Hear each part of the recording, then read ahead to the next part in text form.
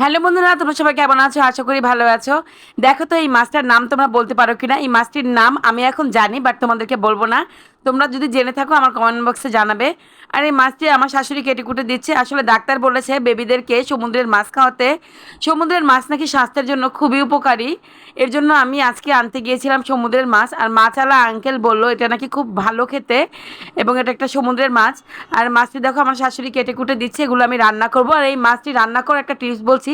মাছটা খুব নরম জাতের মাছ, এটা রান্না করতে বেশি সময় লাগবে না। তাই মশলাটা তোমরা খুব ভালোভাবে কষিয়ে নিবে। এই যে এখানে আমি পেঁয়াজ কাঁচামরিচ ভেজে নিচ্ছি, আর এই যে ফ্রোজেন যেটা দেখছো আমি দিচ্ছি, এটা হচ্ছে একটা আদা রসুনের ফ্রোজেন করা আর কি একটা মিশ্রণ। আর এখানে আমি সবগুলো মশলা একসাথে বাটিতে নিয়ে দিয়ে দিয়েছি, আর এখানে পরিমাণ মতো পানি দিয়ে নিয়েছি, আর মশলাটাকে খুব খুব ভালোভাবে কষিয়ে নিয়েছি। আর এখানে মাছগুলো দিয়ে একটু বলক আসলেই মাছগুলো হয়ে যায়, একদম নরম প্রজাতির একটা মাছ। এখানে আমি দিয়ে নিয়েছি ধনে পাতা, আর মাছটি খেতে ছিল দারুণ সুস্বাদু।